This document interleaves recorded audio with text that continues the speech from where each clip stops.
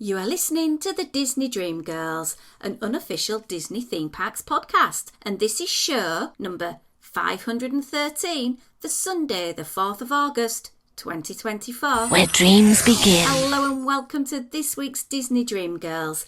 My name is Michelle Young, and together with my jolly good chum Jane Phipps, we are your guides to the place where dreams begin. Well, hello on this week's show. It's a bit of a change-up. Jane is over in Amsterdam and having a bit of a work-come-play type trip with her husband Simon. Hope they're having an amazing time. To ensure we got out of content, a little bit of a podcast for you, I invited along one of our lovely patrons and a very, very dear friend of ours, Anthony Markham. So welcome back to the podcast. Thank you so much, Michelle. Good morning. Good morning, my lovely, and thank you so much for joining me to talk some Disney. Anytime, dear. I love to talk Disney, but I love to talk to you even more. Oh, bless your heart. Just to give everybody a quick recap, tell me a little bit about your Disney. What's your favourite Disney element? Which parks have you been to, etc.? Well, I've only been to the Stateside Park. I was fortunate enough through 2019 through 2021. 22, I was the annual pass holder. I live about 8 hours away, but even though I have a little bit of a distance, I still managed about 30 days each year in the parks. An easy drive for a long weekend. I've only been to Disneyland a couple times, and it's been a while. But I have a trip to Walt Disney World at the end of this year, so it's going to be a little over 2 years, if you don't count our one Mickey's Not So Scary night. So it'll be a little over 2 years since I've been. So there's a lot of new stuff for me to see and experience. Absolutely, there is. And yeah, that takes us back to the night we met up at Mickey's Not So Scary and then did a Disney cruise together. Yes, my first and so far only cruise on the Disney Fantasy. That was a lovely time. And we'll be talking a little bit more about Disney Cruise Line later in this week's show. Right. Well, as we always do, I've got a little bit of history and I thought I would start it off with 1875. So neither Anthony and I were even thought of then. And this is the writer Hans Christian Andersen.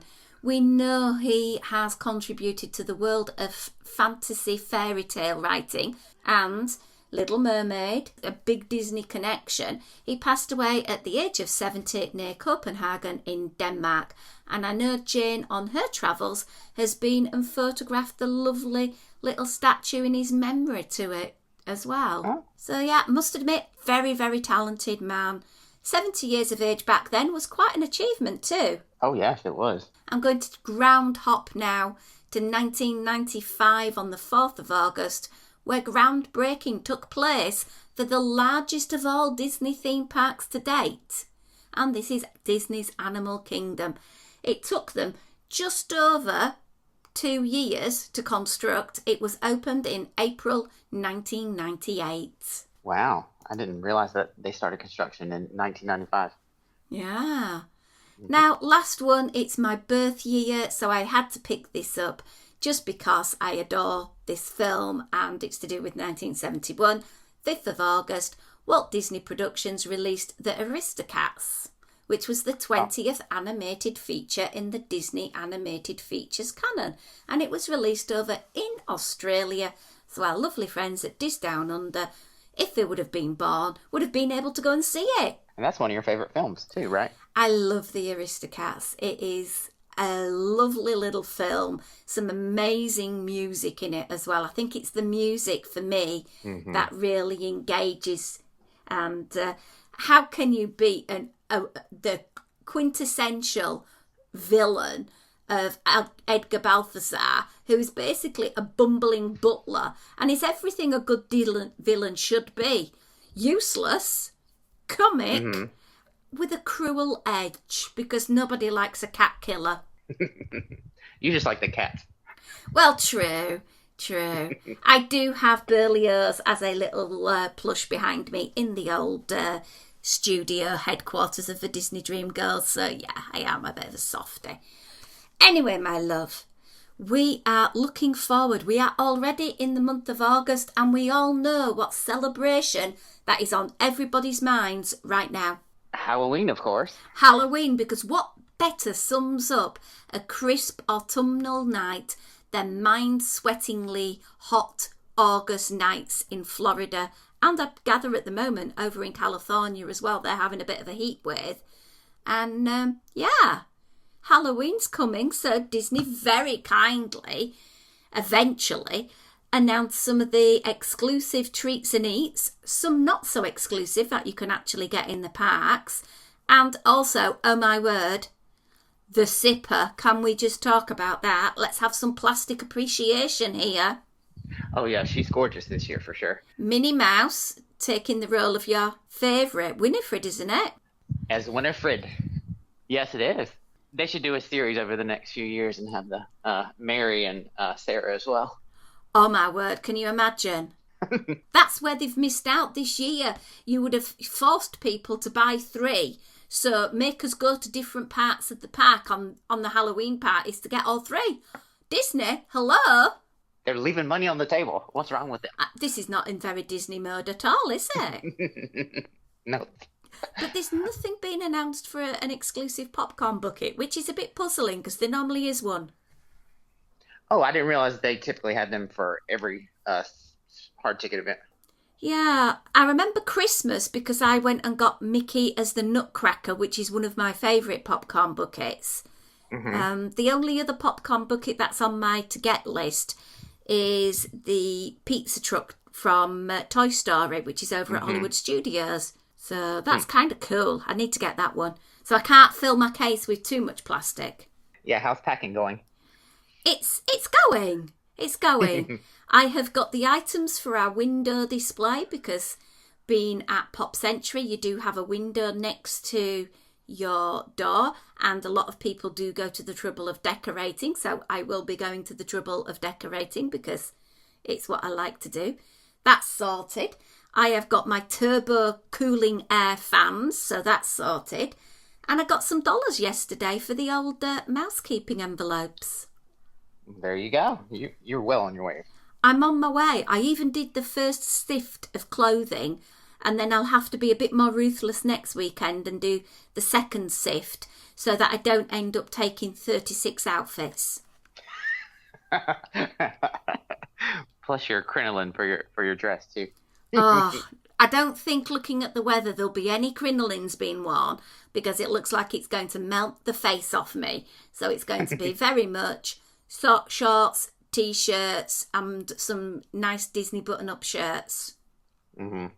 And I think I've got a couple of Halloween ones I bought at Christmas, bizarrely, when I went to the Company D store over in California. So I'll be all themed up for Halloween. Perfect. Have to iron them, though. I don't like ironing. But never mind. Let's talk about something I do like, and that is my Disney food. Yes. Are you excited for the food that they've listed for the Halloween party? Yes and no. I'm very particular with my dollars right now because to get to the park is incredibly expensive and everything else associated is incredibly expensive. So it needs to be something pretty spectacular for me to spend my Disney dollars on. So I think I asked you to do the same, to pick out a few items that perhaps you would recommend to me or that you would possibly try yourself. And I've listed a few that are on my must-eat list. So listeners, you're going to have to keep me honest in this. You are going to have to keep messaging me during the trip saying, have you eaten it yet? We've not seen any Instagram proof. Because if it's not on Instagram, it didn't happen, Anthony. I'm sorry. Exactly. Yeah. So I think the first one I'll go to is something that is very Halloweeny for me. And that's over at the Polynesian because I'm definitely going to be going there at least 3 times for food at Kona Cafe. And then obviously I've got to go to the Tambu Lounge because getting the bread pudding is got to be done. I think I'll be needing a trip to the Pineapple Lanai. Okay, what do they have for you? A Mickey Pumpkin soft serve pumpkin spiced flavour with coconut hopia and caramel drizzle, graham cracker crumbs and a white chocolate Mickey shaped pumpkin. Ooh. Do you know what's going to go perfectly with that Dole Whip? A bit of rum. No. Well, maybe for you, my Ah. darling. The pumpkin spice T-shirt that's just turned up back again in the Magic Kingdom. Oh yeah, that's you. You sent me a picture of it the other day. Yeah. So I think that definitely is one for me. I love trying the different flavours of Dole Whip. And if it's got that lovely pumpkin-y spice flavour, yummy, yummy. Mm-hmm. You might notice a theme in some of my choices, Anthony, as I go through. Mm-hmm. So we'll see. What about yourself? Pick off one of yours that you've got. Well, I was going to say about that pumpkin spice. I'm interested if you get my one qualm with that is the coconut bit because I'm not a coconut fan, so that one was held back for me. Oh. Since we're talking about resorts, did you see? It's actually at several resorts. It's over at Art of Animation and it's at the All Stars. The chicken adobo nachos. I did, but I'm a little bit weird with those at the moment. Unfortunately, nachos don't agree with the old tum tum. Mm. But tell me Well, more. for the listeners, it's blue corn tortilla chips with grilled chicken adobo, so a little spice for you. Toasted pumpkin seeds, dried cranberries, roasted corn pico, and zesty pumpkin cheese sauce, finished with the cilantro lime crema and yellow corn tortilla chips. Um, Ooh. I was normally I would stick to sweet, but I was like that one jumped out at me, so let me branch out and try something savory that's festive. I wonder if they'd be able to do it without the nachos. Hmm. Can I have a nacho dish without the nachos? Because I have been into places before and said, can I have the chicken Mm-hmm. salad without the salad? You're right. So, I'm sure they can. Yeah. Or I'm sure they're making them to order, so of course I feel like they could. yeah, if not, If so, Caroline, you're going to have some nachos. that's right. And it's right across from where you're staying, so I would like a picture of that, please, and thank you. Oh, well, seems Pop's food court's been refurbished. We might be popping over there for food. Mm-hmm. So we shall see. Well, I'm at another resort for mine. The Okay. theme continues. Disney's Wilderness Lodge. You know I had to go here. It's a very Mm-hmm. special place in my heart. And only this last week was the first anniversary of the passing of Jim Corcus. And Mm-hmm. Jim, a very dear friend who absolutely was an amazing storyteller. Please still buy his books. They are still available and will tell you so much about the Disney company and the history. And I was very blessed that Jim came to my evening wedding reception, which I had at the Geyser Grill. And so lots of memories with Wilderness Lodge. And the Roaring Fork is going to have their Haunted Forest apple mousse, green cake with cookies and cream mousse, and sour apple mousse. Now, I'm a very big fan of cookies and cream, if you know what I mean, particularly in this delightful cupcake. So, yeah, yes, please, I will have several. Yeah, I'm interested to hear what you think about the balance of the cookies and cream with the sour apple. Yeah, it's at a few places. It's even over at the Contempo Cafe, so I have the Mm-hmm. opportunity to eat it on several occasions. Mm-hmm. Now, did you see the Captain Hook cookie at the market at Ale and Compass? I missed that one. It's a vanilla sablé with strawberry jam, peanut butter ganache, buttercream, and chocolate decor. They actually have a picture of it, and it's presented horizontally, so it almost looks more like a taco, to be honest with you. But the chocolate decor is reproducing his mustache. It's so cute. Ooh. But you mentioned something we both love. Peanut butter ganache. Oh, Yes.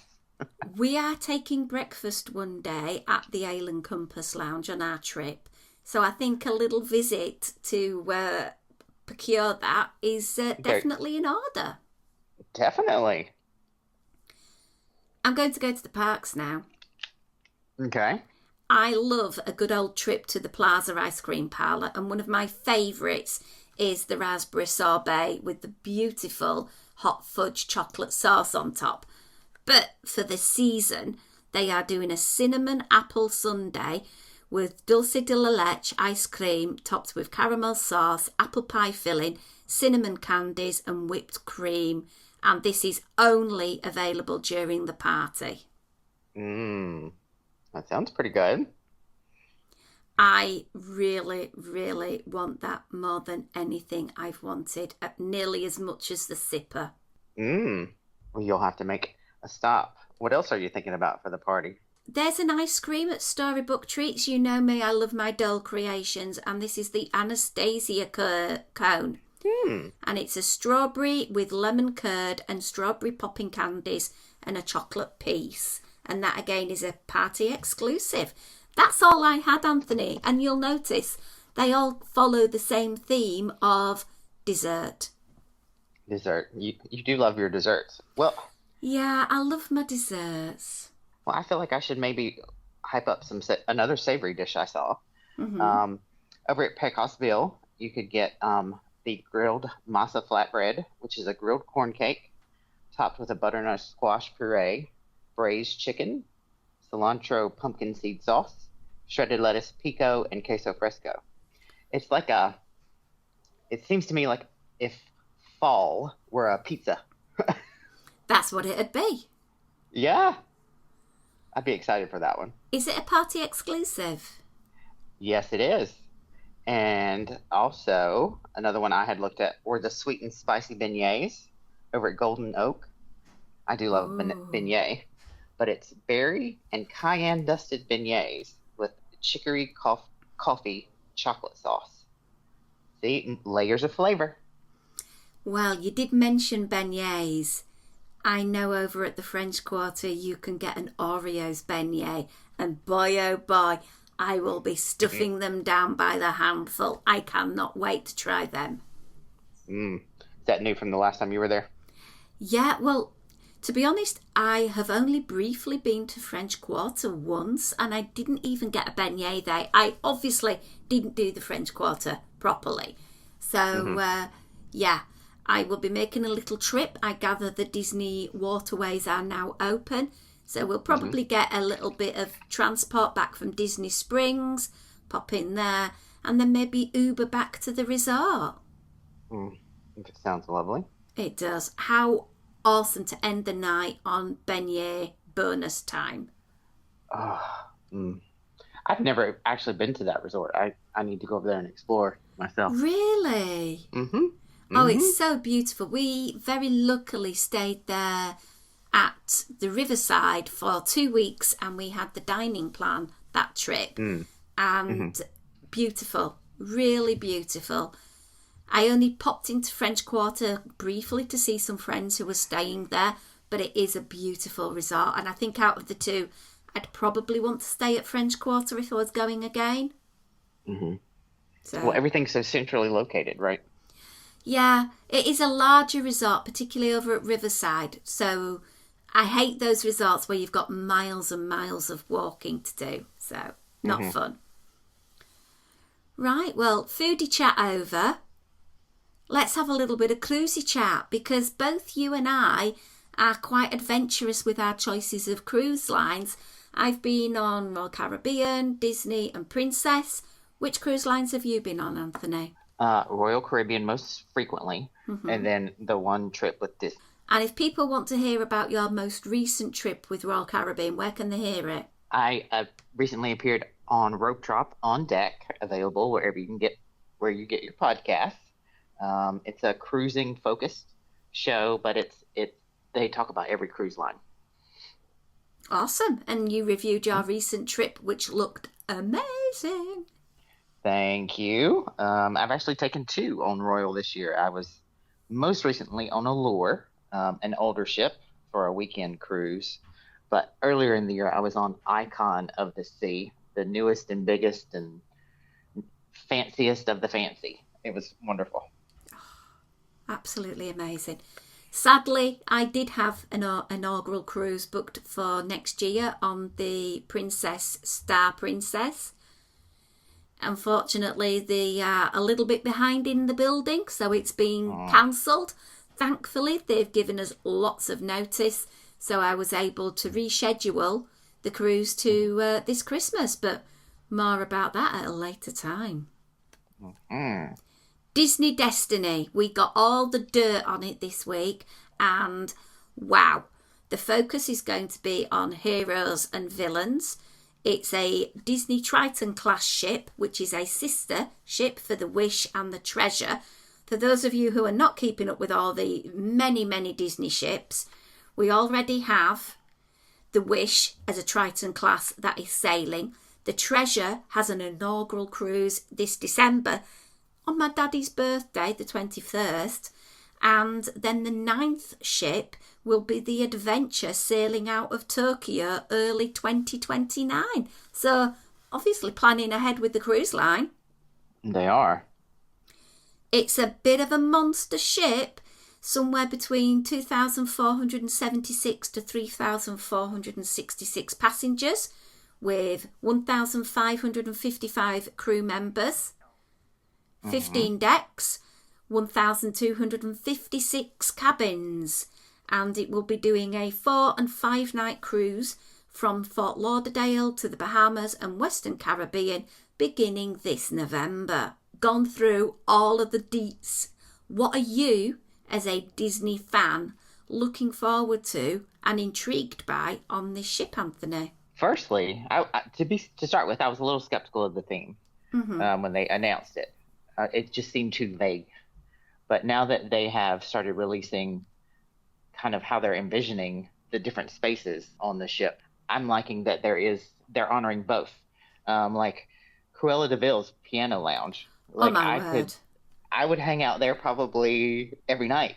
You know, some live music, and you know, it's supposed to be like this très chic, classic decor. So that one really jumped out at me. And the name, Devilish Delights Piano Lounge.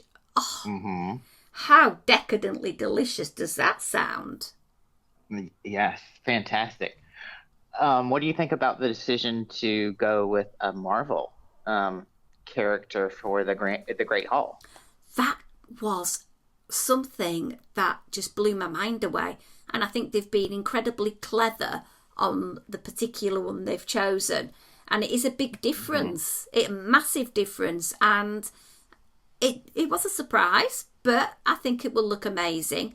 And it's nice that Disney are embracing all of the elements that they have in their portfolio, because it might encourage people who, Disney's for kids, to actually go and say, hang on a minute, there's Marvel on this ship, and that's not a kid thing.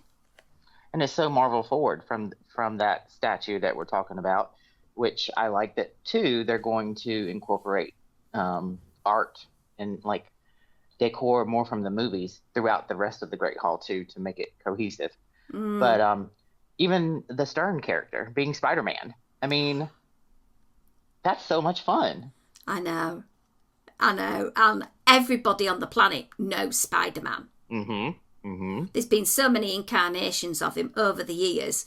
Yes. Love it. Other lounges, we've got the Cask and Cannon for the Pirates of the Caribbean theme, and the Haunted Mansion Parlour, which is also going to be on the Disney Treasure.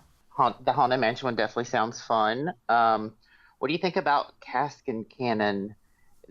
They say it's going to more homage the attractions versus the films. What do you think? I think that's probably the right way to go down the track with it, rather than the film, because I think the film would be quite a challenge, whereas the attraction is beloved. The only difficulty is if you've never been to a Disney theme park and you've never ridden the attraction, may you struggle a little bit with the linkage. Have they gone down this way so that they're not having to pay homage to the actors? That was my thought. And write them a bigger paycheck, yes. Yeah. So probably a financial decision. I do think in this ship that they have thought a lot about their back catalogue, because the themed cafes, there's going to be a Hercules one and a Brave one. So very sort of masculine and feminine girl power message being sent here by these themed cafes. Right. And truly very different from anything else about the cruise line. So I like that even though it's the same class, they're continuing to try to tweak and make each ship a little special. Yeah. one thing I loved on the Fantasy was going to the bespoke treats ice cream parlour, and it was very, very decadent. And how much more fun could you have with Edna a la mode sweets? It sounds fantastic. I cannot wait to see those pictures. Oh my gosh. Now, it's a 3 and 4 night experience, so they have 3 themed dining experiences on the ship. The first one, Prideland's Feast of the Lion King. I mean, it sounds like Festival of the Lion King, but you get to eat while they sing. Which I hope they have considered the feedback that they've had from the other shows that you have on board Disney Cruise Line. If you get stuck behind a pillar, there's no point putting on a show for you because you're not going to be able to see it. Indeed. So I think placement of where the stage is and how it's going to work, but the food, the cuisine sounds really different, and it's a big draw for people who like Lion King to go to that eatery, and you're going to get at least one experience to eat there. Exactly. The next one, though, Worlds of Marvel, a cinematic experience of epic proportions. Featuring a special appearance by Spider-Man live and in person. That's right up every Marvel fan's alley. So if they're trying to get this ship to appeal to a wider audience, I think they're on the right track. My only worry is with it saying a cinematic dining experience.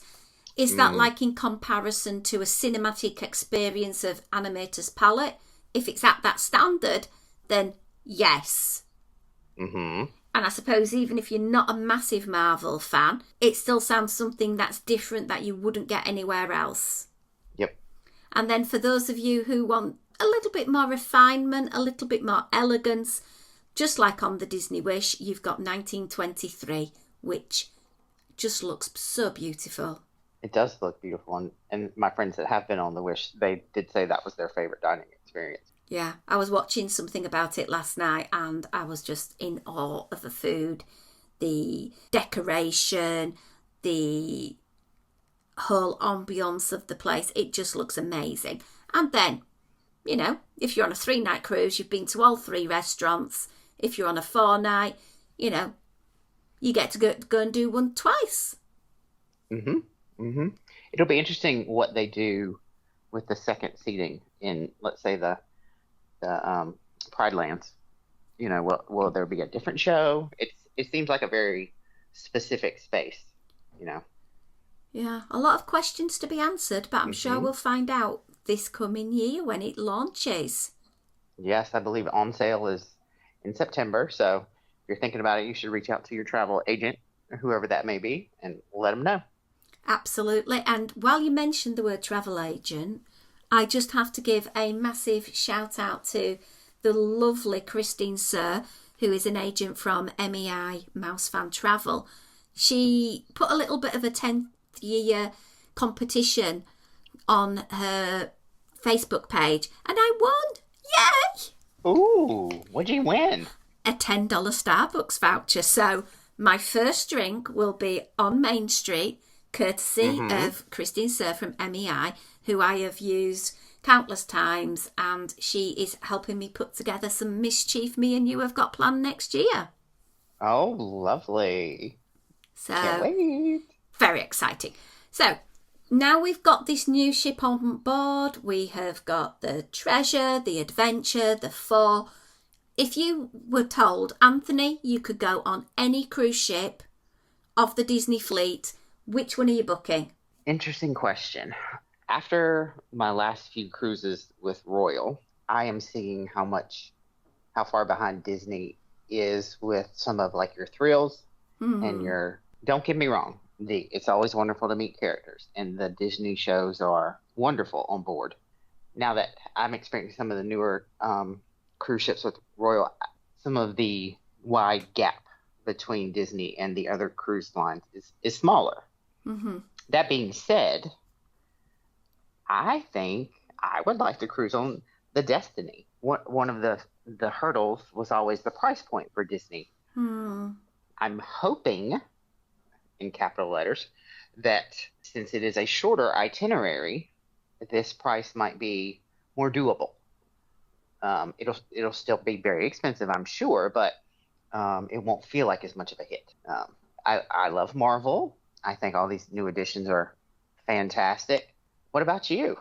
Oh gosh, I think for me, if I'm thinking about my travel in the upcoming years, it's going to be the destination that's going to be the driver for me rather than the mode. So, upcoming trip I've got for Christmas with the cancelled one, that's going to the Mexican Riviera to give me the opportunity to see Wales, have some time with friends.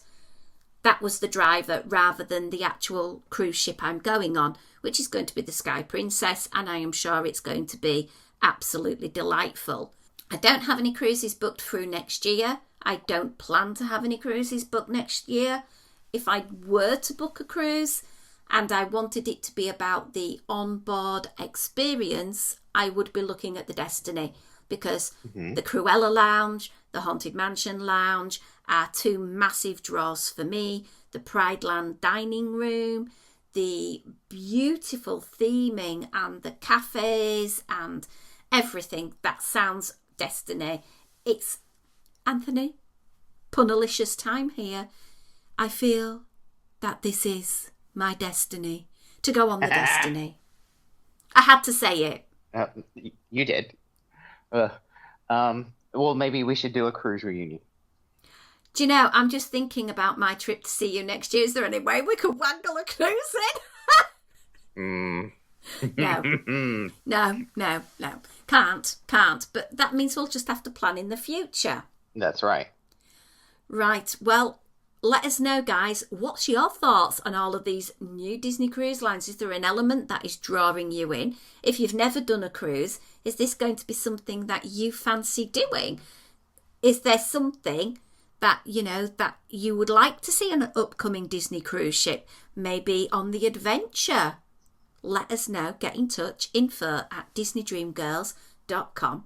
Follow along with all the Disney fun on our Instagram @DisDreamGirls. My lovely friend Tom has just been in Walt Disney World and he's been absolutely sending the most amazing content for me, and I'll be doing my own in a few days, literally 10. Woohoo! So follow along with that. There's also our Disney Dream Girls podcast family page, where at the moment we are being spoiled by Disneyland and our lovely friends over at the Wells family. They're having an amazing adventure in California, and they will be hopping over to the other coast, and by the power of Greystone, we shall meet this August. Oh, that'll be lovely. Which is quite weird. We live down the road about an hour and a half away, but we fly 4,000 miles to meet each other. As you do. You do.